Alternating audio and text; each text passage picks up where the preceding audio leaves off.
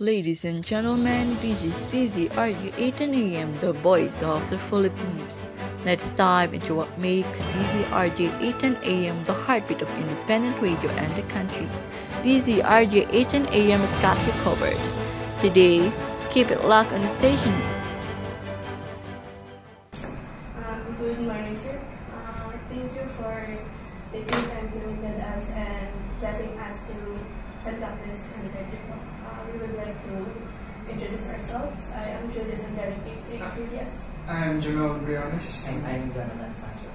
Students from Technological University of the Philippines taking Electronics Communication Engineering Technology.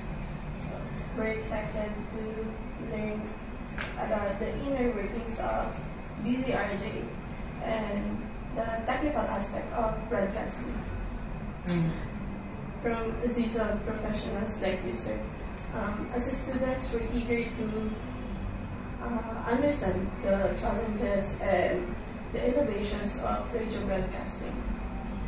And today, sir, we are hoping to gain some insights about technical operations, and signal management, and the role of radio in today's media environment. So that's all for our introduction, sir. Pwede na po ba kami magsimula mag-ask ng questions about the experience ninyo sa broadcasting field na? Sige. Okay po. First question, sir, is about gano'n na po kayo katagal nag-work sa company na? Nag-start ako noong 1994 dito sa pagka-graduate sa pagpasan. Around 30 years na po.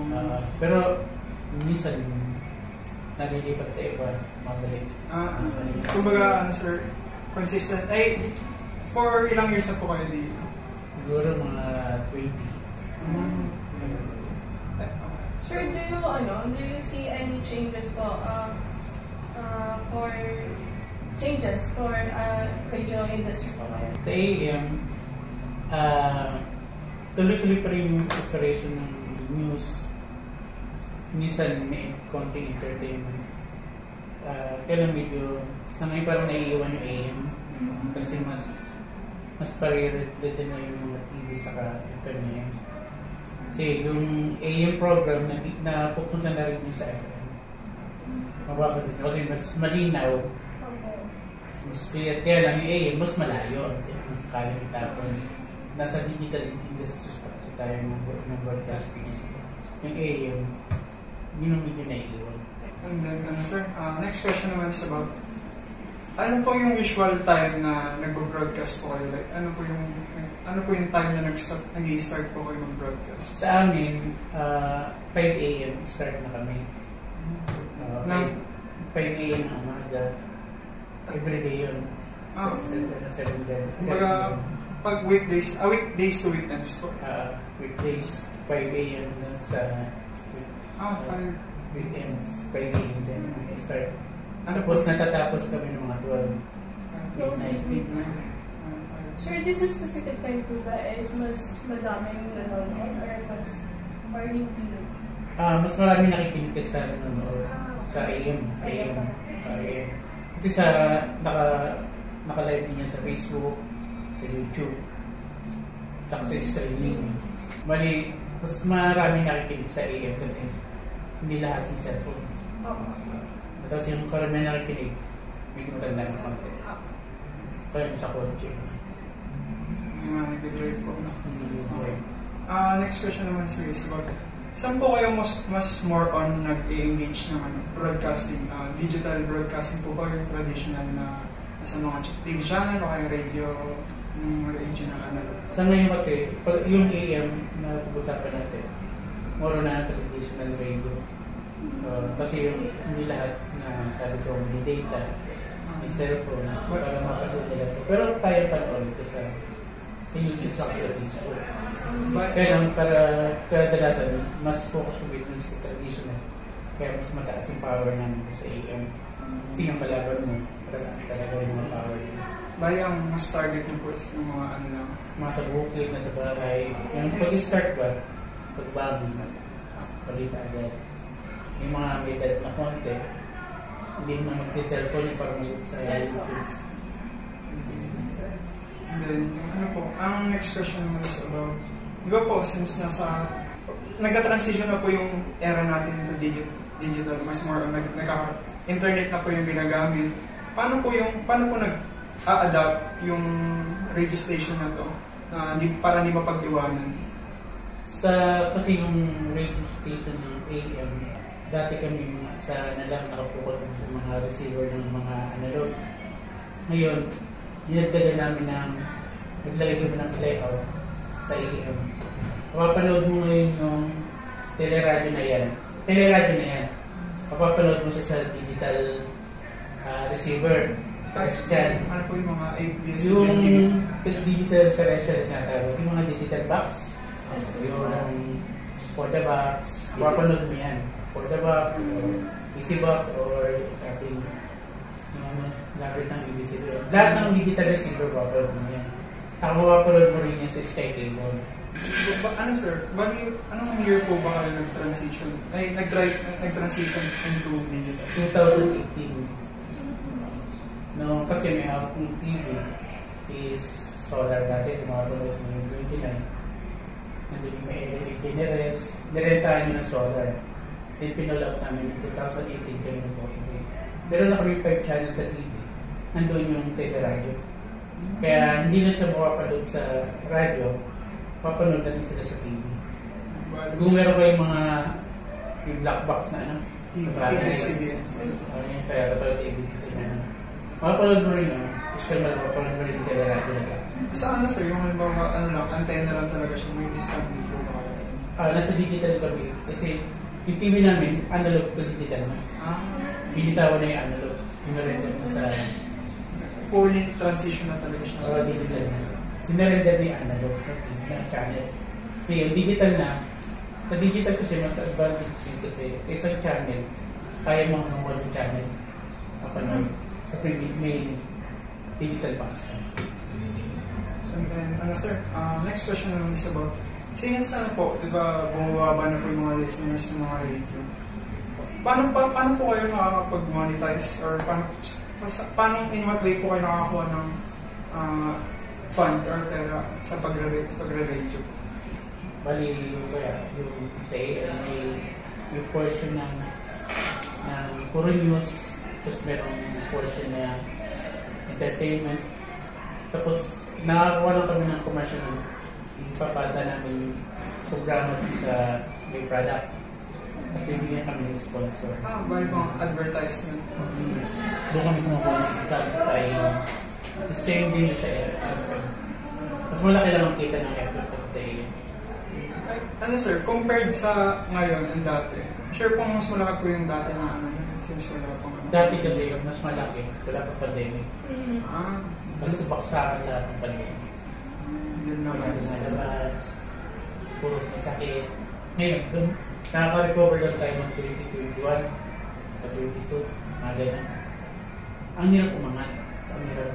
Kasi nag-pull out lahat ng sa mga commercial, may sponsor. Kasi mga announcer, hindi nakakapunta. Kasi kailangan may mga vaccine muna. Tapos every week, nagbabaksin kayo ng buong kusina. Kaya nag-improve lang ng konti. Ang program nila galing sa Zoom. Bahay lang. Nilalagay namin yung mga from napagawa rin sa school sila. Parang po sir ng online meeting na. Parang homework. Homework ko. Yung mga yan, nakakapunta na yung konti-unti. Tulad dito, hindi nakakapunta. Sa kondo lang. Yun. Yung iba nakakapunta na. Yun, yung nalang po ng Facebook. Yung iba hindi nakapunta. Nasanay. Nasa Tanay Rizal sila. Mag-work sila ron. May mga sa institute lang. So, Zoom na lang ang dami. Sir, nag-ano po ka ba? Nag-close po kayo ng pandemic? Hindi. Tuloy-tuloy lang. Kaya lang, ang natira lang dito, puro technician sa kainin. Sabi na, antibolo, ganun din. Kasi lockdown yan. Kaya lang, binigyan na kami ng bahay sa kabilang building, mga tulugan. Tapos libre na lahat. Tubig, kuryente, internet, food. Yung sir, yung time ng pandemic, mas nag-lessen po ba yung operation hours? Hindi. Dire-diretso lang yung reason. Bali, alam mo yan, yung nandun yung technician, yung mga engineers sa kabilang building. Ako bukas na ito mga equipment sa internet. Tapos, inuwitan ko na tawag ko. Team viewer? Team viewer, yun. Yan ang ginawa. May isang technician dito, tapos lahat ng tech nandun. I-on niya yung mga equipment, tapos alis yan. Bubukas nila yun. Tapos yung team viewer na naka-assign na dun sa computer nila ron ko. Ang computer nito, ito yung IP, ganyan. Naka-team viewer sila. Yung mga password nila nakalimit na. Magana yan. Nakabukas ng headphones, kahit tapos yung mga announcer nakasunod. Yung ano sir, next question naman is, diba kanina po nabanggit ko yung sa advertisement. Yung sa ano naman sir, paano nyo naibabalance na yung quality ng broadcasting news, hindi nagkakaroon ng excessive interruption ng commercial po? May logbook naman na pinibigay yung sa office, sa may mga production. Bali, sila nag-aalis ko sa anong oras ilalagay, anong oras na yung oras na yung kung alas 12 siya mag-i-play. Sisinisin yung mga announcer, time check na. Sabihin na announcer, time check. Punta yung pwede. Tapos yung makikita mo yung yung computer niya dyan, sa computer dun sa loob. Yung note lang niya, para ko sa monitor niya. Sir, commercial na live. Yun ang tawagan nila. Yun ang, may TV yung announcer, lalabas na yung tinatake dito sa yung pantag na yun.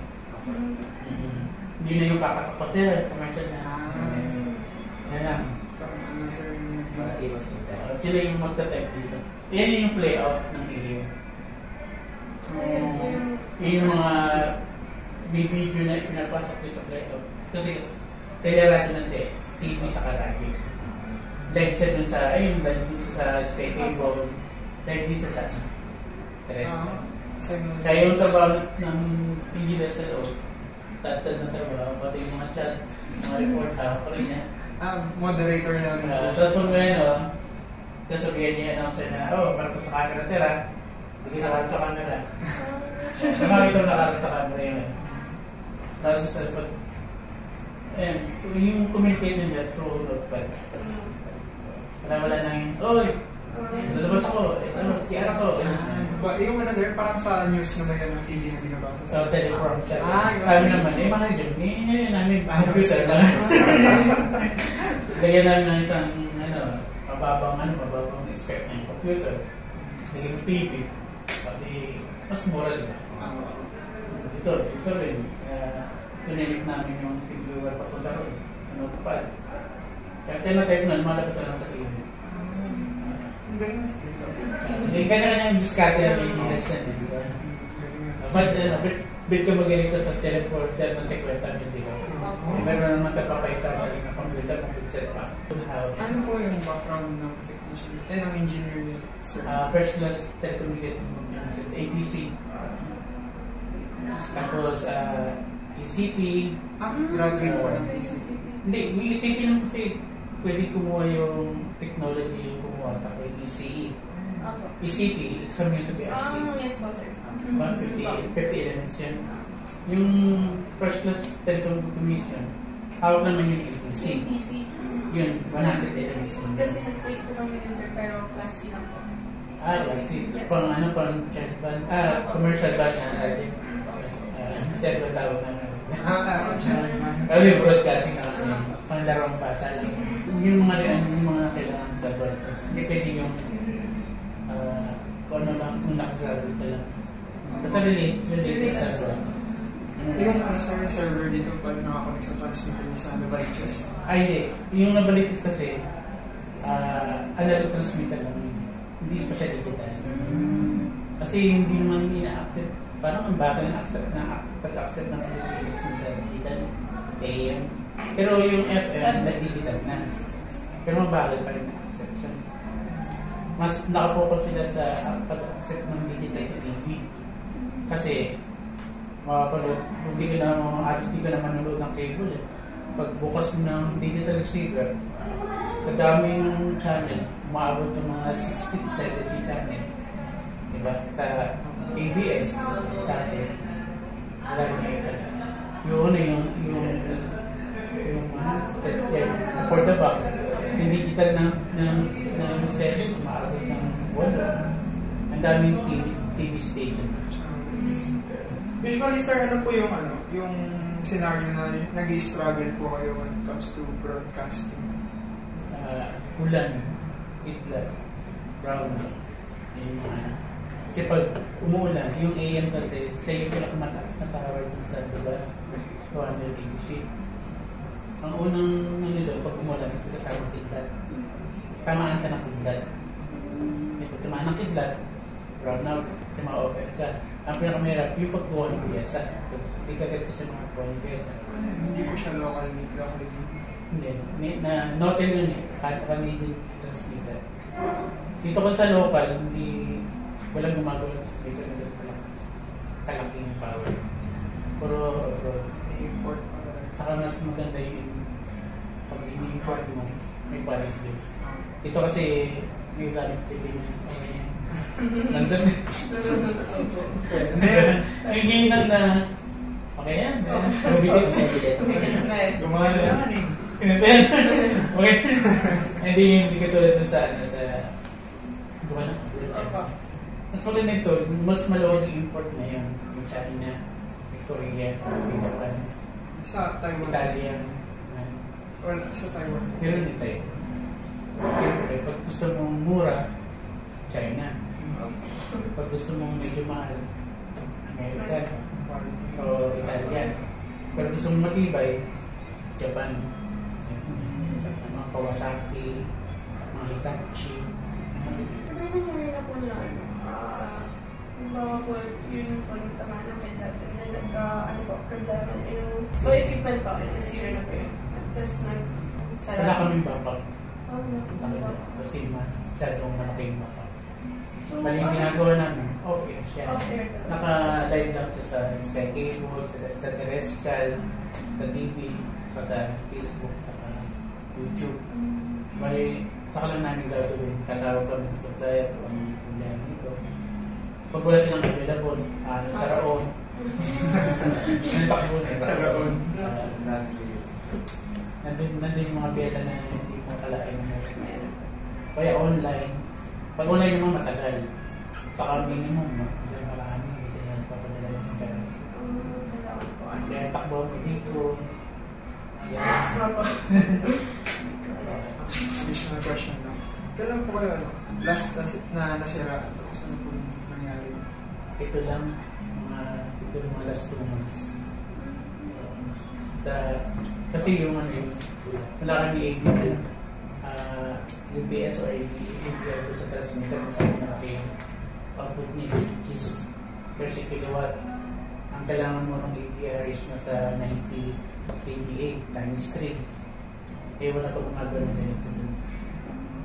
Kaya, nung nag-top ng kuryente, nasira yung transmitter. Parang, so ilang weeks po yung ginagawa siya? Isang araw. Isang araw. Kasi pag-operation, kailangan mo ko niya ulit.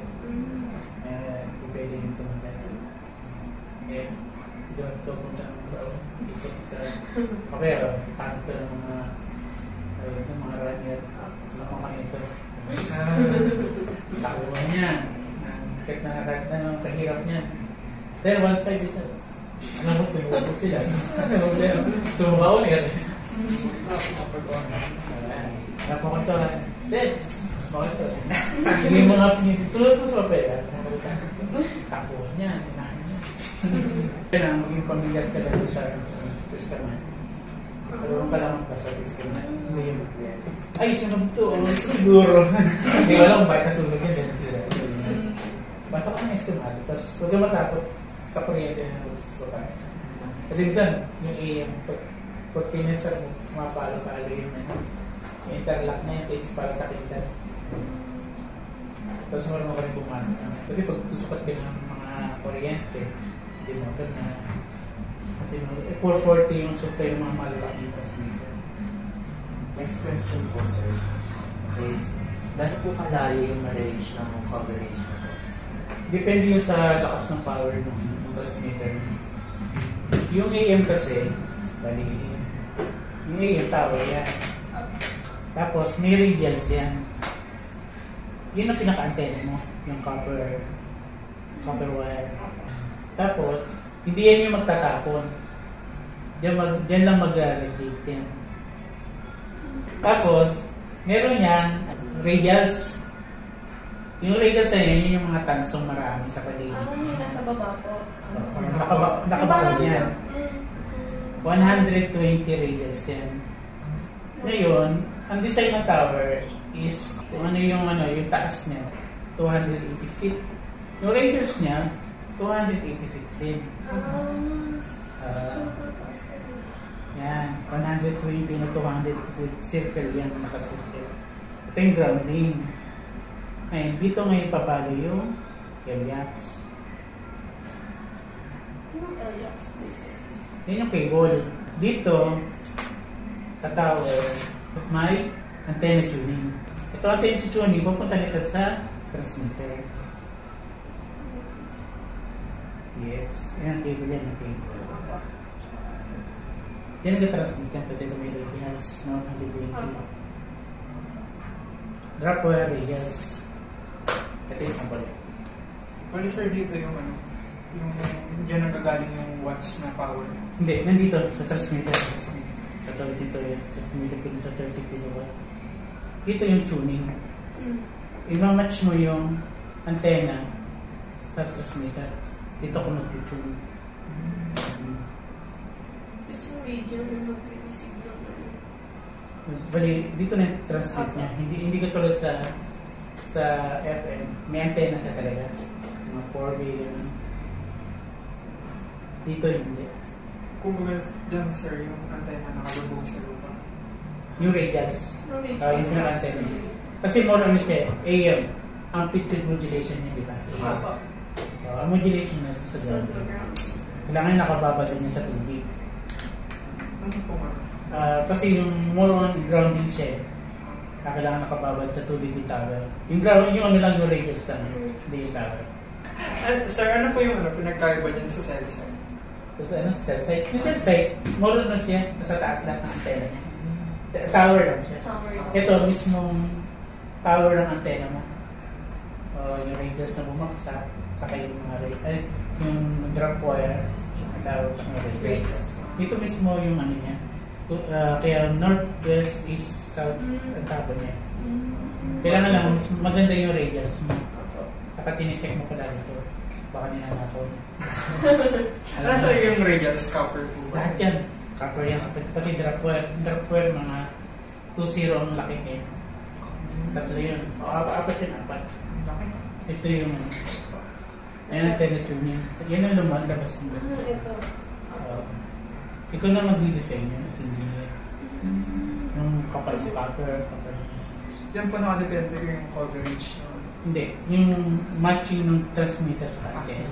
Kailangan 0 impedance yun. Yung reflect niya wala sa meter. 0 watts tapon niya. Para yung tapon niya, wala sa bawas. Yung reflect yung bawas. Kaya, pataas ang reflect mo, hindi tataas yung power. Tapos din yung design ng antenna, nandiyan din yung design ng kung anong frequency ang gamit mo. More on mababa ang impedance, ang frequency, mataas yung tower.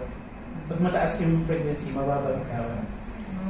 Tapos imamatch mo yung antenna ko. Yan yung mga capacitor na yan, mga tampoy. Itotono mo sila ngayon. Gamit ng bricks, may ipang-tono mo. Ito yung studio. Bali, ang operation naman natin dito, paano nag-operate yung AM? Mula sa Makati papunta ng Palites. Gamit namin, meron kaming microwave link STL, alam niyo? Studio Transmitter Link. Yung studio transmitter link, mayroong audio lang. Audio lang. Bali, may sarili siyang frequency. Tatapon mo rin. Tapos ang carrier niya, nakasakay yung audio. Ano po Yun. yung parang point to point na? Point to point. Pero mga radio na nakayagi. Apo, yung Pero sa atin, sa kanila kasi yagi na yun, pang ano lang yun, pang communication, radio. Sa atin, ang tawag doon STL, Studio Transmitter Link. STL. Or kapag gano'n na, di ba stated na yung panahon, nag-ano kami na internet. Bali yung gagawin ng Nova, meron naman kami website na nakalagay yung audio nito. Bubuksan nila. Tapos may output naman yung computer. Ilagay namin yung audio. Parang isang setting yun na naisetak sa computer. Tapos isa pa, yung digital receiver. Gagawin nila, meron doon for the box or yung sa ABCBN or yung kay Barone. Kukunin niya yun. Makikita naman niya kung anong channel yun. Audio lang kukunin niya. Kahit transmit. Pag hindi talaga makapunta yun. Kapag ano ka na, kapag hirap na hirap ka na talaga, ang pinakahuli talaga, telepono. Tatawag ka sa telepono. May telepono doon. Tapos ipapasok mo ulit sa telepono. Yung sa telepono doon, i-receive niya. Yung sa speaker ng telepono. Di ba? Opo. Tumutunog yun ng radyo. Ngayon, bubuksan mo ngayon yung telepono. I-jump mo yung receive yung telepono niya. Pasok mo ngayon sa telepono. Yun yung mga gawain na hindi na nire-register. Yan, kaya marami kami yung option na pag hindi makuha yung microwave. Yung microwave, audio video yan. Pero audio lang nakuha. Tapos STL, yung point-to-point na yagi. Digital receiver, yung for the box. So, kunin mo na lang yung sa box niya, kunin mo yung audio niya. Pasok mo sa transmitter. Telepono. Kasi pag walang-wala na kasi ito naman, mataas ang dito voltage, ito sa 45 volts. Nalagay namin ng matching transformer. AC to impedance. Binabibili naman doon kapag design mo lang. Pagpasok ng voltahe na may audio, impedance na 600 ohms. 600 ohms kasi lahat ng audio natin doon. Ang nagpo-computer. Pero dito wala. Doon lang. Tapos ano yung gamit natin sa studio? Meron tayong console, layout. Meron tayong server para sa streaming.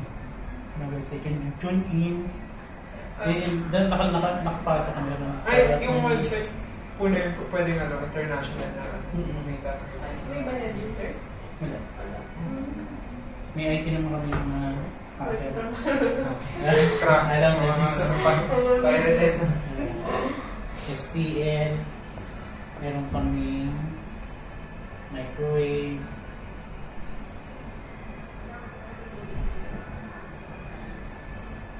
Microwave link.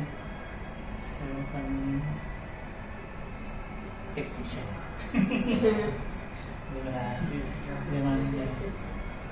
Next question po is, do you have any plans po na mag-expand po yung coverage niya in the future? Sa sa Maynila, binibigay lang ng power is 25 kilowatt lang sa FM. Sa AM naman, nasa 60 kilowatt lang. Hindi yun na kaya i-expand yan. Pero siyempre, nakakagawa lang ng 60 kilowatt yung mga mapera na sa sulat. Pero kapag bababa na rin sila. Kasi pag pumalot ng 60 kilowatt sa Meralco natin, tapos hindi mo pa, ang ginagawa na lang nila, hindi sila nagpo-focus sa Maynila, ito sa Milo Manila. Balik kung sakaling ito yung main, para hindi ka magastos para sakaling masira, wala na agad. Nagka-project sila lagay ng Baguio, yung tipong kailangan din meron silang sa Batangas. Bababaan mo itong power, tapos pwede ka na magtapo ng ano. Batangas. Tapos may mga ano. Happy in yan, sir. Doon sila nag-ano na Rizal. Marami siyang tapon para sa kanya masira. Meron pa. Meron, naka-ikot pa rin siya.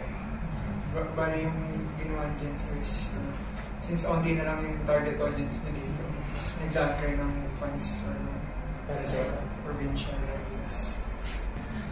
So, next question po is, which areas are technically the most challenging for signal coverage po?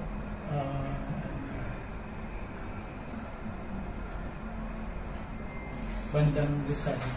Kasi ang lahat ng transmitter nandito sa north. Yes po. Nasa Bando. Bando, Bulacan. Then, tubig yun, di ba? Palubog na siya. Tapos mura lang yung bentahan na doon. Kasi pag saan tapo nung pag nasa north ka, kapit mo, puntang Baguio. So, papuntang south. Itong Rizal, hindi masyadong nakukuha. Hirap po. Saka pag mayroon po talaga sa dito din sa Makati, hirap din yung AM dahil marami ng kuryente sa ibabaw. Pag dahil mo sa kuryente na yun, kasi lang sa mayroon yung silan saka dito. So, next for is, what do you do to ensure optimal signal coverage without causing interference in the near station? Mag-apply ka man sa NTC. Tapos sasabihin mo yung frequency mo. Tapos sasabihin mo yung itong kayang kunin. NTC mag-study. Kaya may technical study. Tapos pagpapadala sila ng memo dun sa mga station sa malapit na. Ito may magtatayo. Okay ba sa inyo ito rin? Tapos yung NTC magkasabi sa'yo kung ano lang ang power na ibibigay sa'yo. NTC po talaga yung nag-design. Kasi hindi ko magkaiba kayo ng frequency, pwede ka lang magtaas. Ang problema lang dun, tapos bumababa yung frequency ng katabi mo, wala tabi mo siya. Mapansin mo yun dun sa Mega Mall, saka sa ilalim ng crossing. Yung power mo nasa Antipolo, hindi ko na ma-receive dun sa crossing ng Mega Mall. Kasi nandun lahat ng tower. Nandun yung RX, nandun yung Love Radio, nandun yung Wind Radio, diba? Doon sa Strata 200. May tower doon sa Strata 200. Para sa mga shit na nakakabi sa likod ng pag-doon. Diba? Tapos meron dito sa dito sa Mandaluyong, nandun yung istasyon. Nandito rin sa EDSA, Paragon, istasyon din doon. How true is it that transmission for AM station is smooth when the ground is wet? Yung maganda talaga ang operation kapag ang grounding na sa atin. Kaya lahat ng transmitter ng AM nandito sa Bulacan. Nakababay doon sa kami naman, hindi kami naglagay doon. Nilagay ko yung antena dito sa Minabalikis kasi hindi na ako mangungupa. Lupa ni Busan. Gawa ko na lang. Lahat ng hugasan, diretso ron. Lahat ng paiguan, diretso ron. Tapos yung, meron din akong tubo ng Manila Water Board. Buksan ko lang. Pag masyadong mainit, nakababay. Kuha ka lang ng sarili mo. DIY na ito paano gawin sa apartment zone. Ano pong equipments used by radio station to improve the reach of your signal and overcome obstacles? Yung pagtaas ng talaga ng power para dito lang ng signal. Kasi isang frequency lang yung tinatawag. Kung maganda yung pagkakatayo ng tao, i-maintain mo lang yung every 10 years, tingnan mo yung mga radius. Kung nandoon pa ako nabutin na. Kasi karamihan sa radius, hindi mo naman sinicheck. Takabaon siya kasi. Kaya pag tinik mo, kung 120 pa ba yan, o sa 100 na lang, may nakalimutan. Pala yung nangingisda doon sa fish pan eh. Nahatak na yung buttons. Pinuputol na tayo ng putulin na. Kaya maliit na yun. Siyempre, ang tao, hindi mo tayo putulin. Specific po ito yung 10 years na yung project. 10 years na yung project. Kasi, nakababot siya. Lalo pag salt water yung namin na nabubulok yung tanso. Kung hindi pa pure copy, nabili mo. Yung nabili mo lang sa China. Nagtipid ng contractor mo. Para lang i-check mo pa rin. So, is the Regis station is already alive in this Yung mali. Regis station? Kasi, yung radio natin sa AM, dadating araw na mawawalan na yan. Bibigyan na yan sa mga communication ng radio. Mababa ko sa 800. Mawawala na AM. Hindi lang masabi ng ETC. Yun ang project. Bali, yung mga AM, mawawala siya. Makapupunta sa mga communication. 810 na yan. Sir, do you think AM station is still good business in the next market? Even this time na we had a lot of alternative social media sources? Nasa ano. Kasi mas gusto ng mga advertisement yung AM kasi malayo tinatakon. Tapos gusto rin ng mga politician. AM po? Kasi sa FM, hindi mo sila makakasingin sa FM. For music. Sa AM? Doon sa, kung papansin mo sa AM, mga in-interview niyo, mga mga good project. Sila pa yung nakikiusap na, mga interview nyo. Sila, kasi sa FM wala naman ito na. For music yun. Mas maganda yung patutuloy niya for bonus na kasi. Nakatal dito, yung FM namin. What are your recommendation for us ECET students who are planning to work in this kind of industry? Pwede naman magtrabaho sa broadcasting. Kaya lang, ilan lang yung nakakapasok. Kasi hindi naman siya parang call center na nag-remit ako. Ito kasi, once makapasok ka, doon ka na. Kaya lang, hindi siya ganun ka laki yung sweldo. Hindi ka tulad ng call center, 30,000. Ito hindi. Kaya, kung magpo-focus kayo, ano ba yung major niyo? Electronics communication. Yung pinaka-major? Electronics or Electronics computer? communication. Electronics. Pwede naman kayo dito sa broadcast. Focus lang. Hindi lang ganun kabilis sa akin. Kasi, depende ko sa... Pero kung mapunta ko sa GMA, bagay tayo. Pero na ganito, mga maliit. Medyo nasa 25 lang, pero hindi kami na. Hindi katulad ng mga nasa may bonus na supporting monthly. Kasi ang laki ng ano yun. Doon kasi pumunta yung mga advertisement kasi ang lakas ng power na. Kaya lalong lumakas nila ng Yemi, dahil wala ng Yemi. Yes po. Tapos black timer pa nila yung programa ng ratings. Marami yung mga RX, kaya. Pero hindi ganun kalakas ang ito sa pero kung gusto mag-experience, kaya tulad yan. Kadalasan dito, naubos na lahat ng mga technical.